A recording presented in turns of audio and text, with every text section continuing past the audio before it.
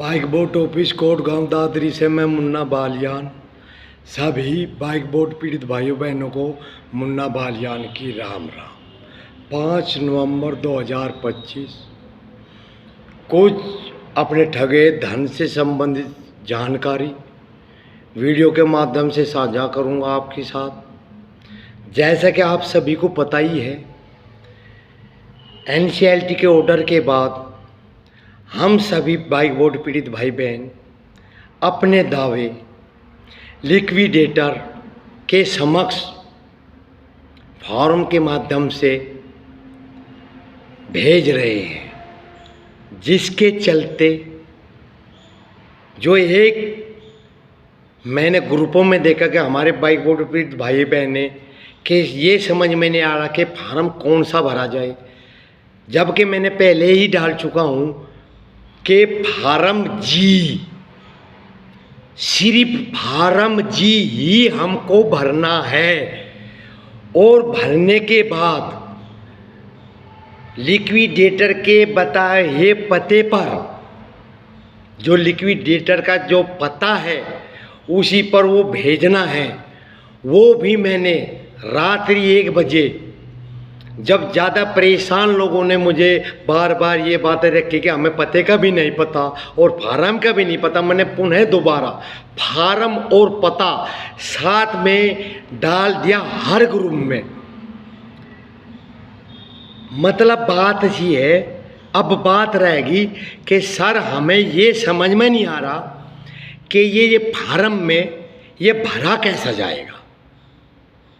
अगर मैं बात करूँ अपनी, भाई मैंने पहले भी बोला, आज फिर इस वीडियो के माध्यम से बोलता हूँ कि ये चीख चीख के मैं साफ ये बोल रहा हूँ कि मैं कोई छुपा नहीं रहा अपने बारे में भी कि मैं पढ़ा लिखा आदमी नहीं हूँ। सिर्फ और सिर्फ इंटर पास, वो भी 12 जैसे तैसे कर कर कैसे मैंने हाई स्कूल की 2-4 बार फेल होने के बाद और कैसे मैंने इंटर की, वो तो मुझे या मेरी फैमिली को तो पता है। मैं पढ़ा लिखा इतना नहीं हूँ। मैंने पहले भी बोला था, अगर मैं पढ़ा लिखा आदमी होता तो आज बड़ी पोस्ट पे होता। ये सत्य है। जो भी पढ़ा लिखा है, आप नज़र घुमा के देखो अपने इर्द गिर्द, अपने अंदर देखो। अगर आप पढ़े लिखे हो तो आप किस पोस्ट पर हो, आप किस जॉब पर हो। लिखे पढ़े हो जब तो आप सरकारी जॉब पे जो है वो लिखा पढ़ा है। हम नहीं लिखे पढ़े तो वही बात है भाई, जो जिसको आता वो उसी को करता है। हम उस जन्मभूमि से रहने वाले जहाँ से आंदोलन ही किए जाते हैं। राजधानी बोलते हैं, बोलते नहीं है हमारी राजधानी सिसोली, बाबा महेंद्र सिंह टिकैत। वहाँ से बच्चा जब भी पैदा होता है तो आंदोलन उसके अंदर माँ कूट कूट के भर देती है। वो मेरे भी अंदर है, सिर्फ आंदोलन। मगर मैं इतना पढ़ा लिखा नहीं हूँ, मैं बार बार बोलता हूँ। दोस्तों, सबसे मेन चीज़ है कि जो ये फार्म है, ये आपके जीवन का सबसे महत्वपूर्ण समय है।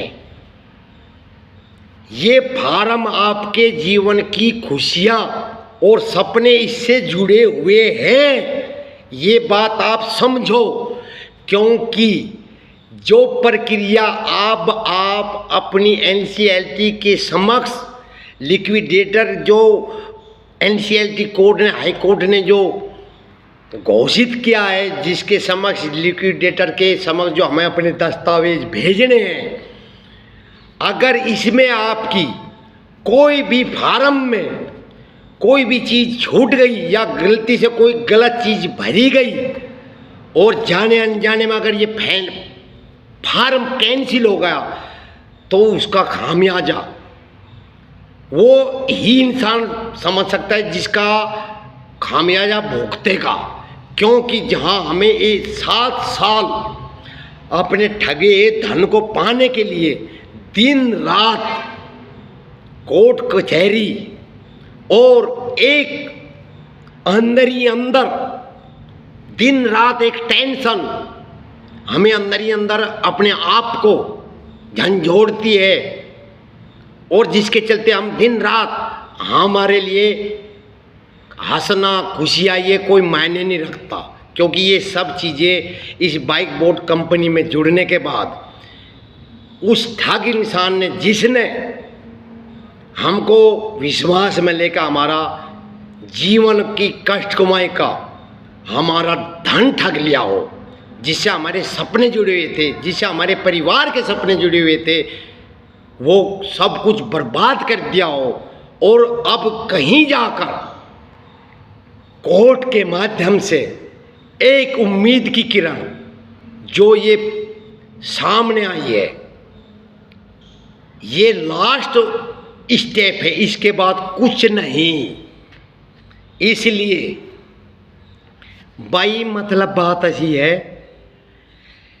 मेरे बार बार कहने के बावजूद भी कि मैं अनपढ़ हूँ, मैं पढ़ा लिखा नहीं हूँ, इसमें मुझे कहने में कोई शर्मिंदगी नहीं है।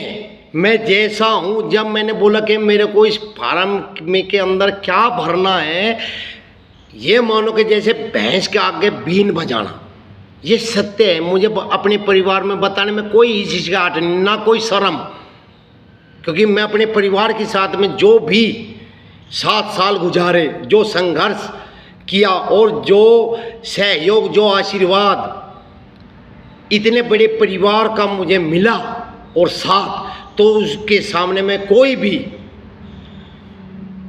चीज़ें छुपाना नहीं चाहूँगा, ना ही मेरा ये दायित्व बनता है।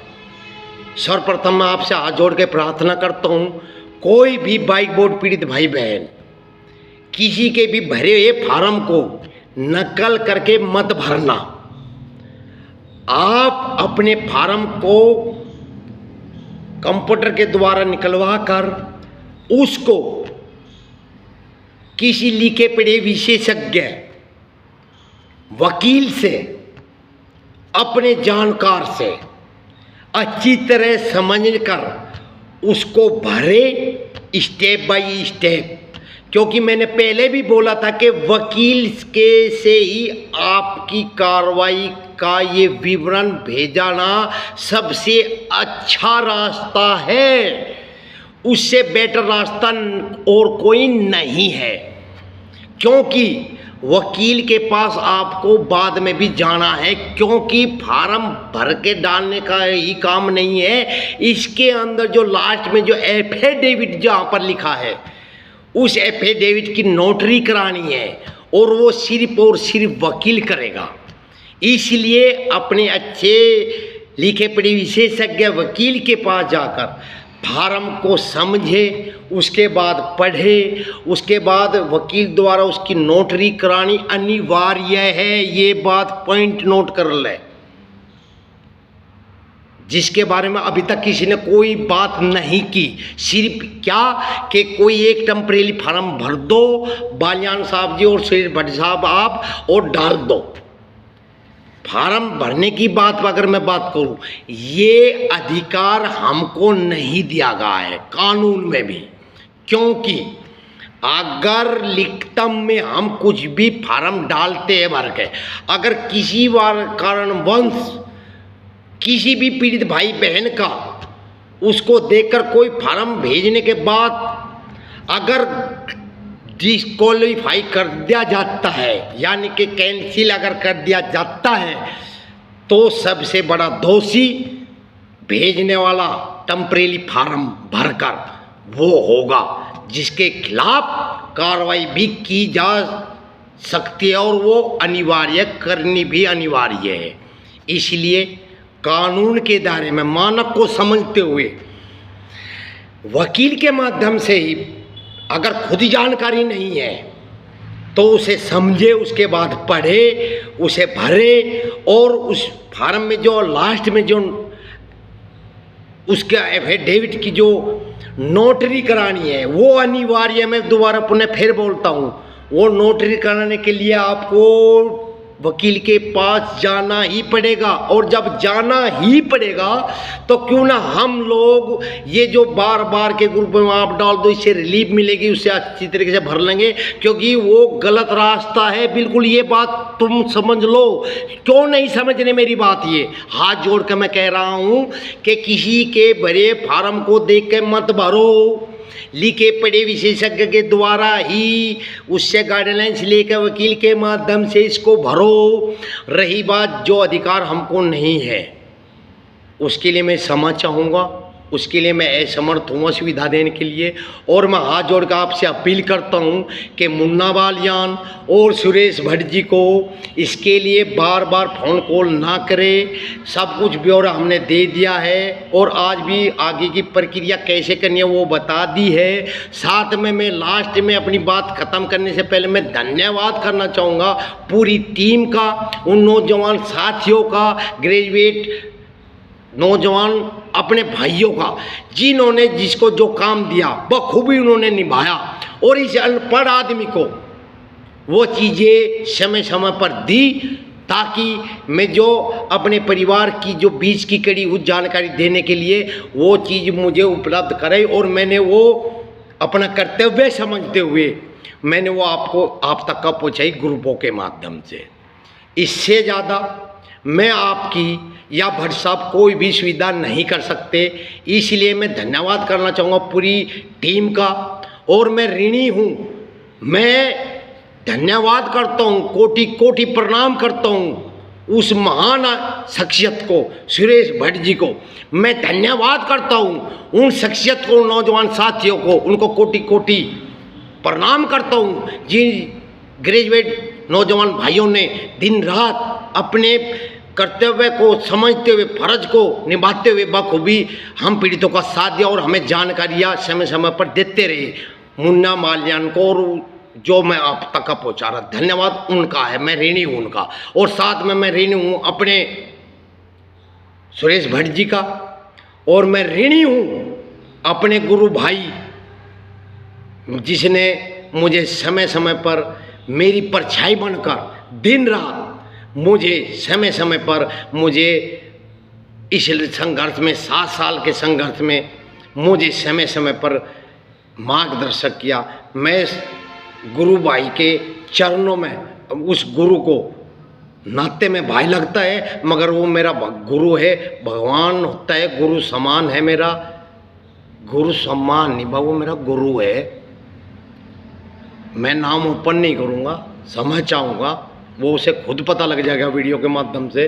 वो मेरा जो गुरु है, और मैं सुरेश भट्ट जी का और अपनी पूरी टीम का जो दिन रात ये मेरा साथ दिया और पूरे हम पीड़ित परिवार का सपोर्ट किया, मैं उनके चरणों में भाई प्रणाम करता हूँ। और मैं प्रणाम करता हूँ पूरे बाइक बोर्ड पीड़ित भाइयों बहनों को, जिन्होंने इस संघर्ष में एकजुट होकर इसको इस मुकाम पर तक पहुंचा दिया कि अब वो ये तो क्लियर है कि जिसका दावा सही तरीके से सही दिशा में भरकर NCLT द्वारा जो बनाए गए लिक्विडेटर के पते पर अपने दस्तावेज भेजेगा, अपना क्लेम भेजेगा, भविष्य में समय तो मुझे नहीं पता भाई, क्योंकि कोर्ट सर्वोपरि होती है, मगर मैं ये दावे के साथ कह सकता हूँ जिसका दावा ये जाएगा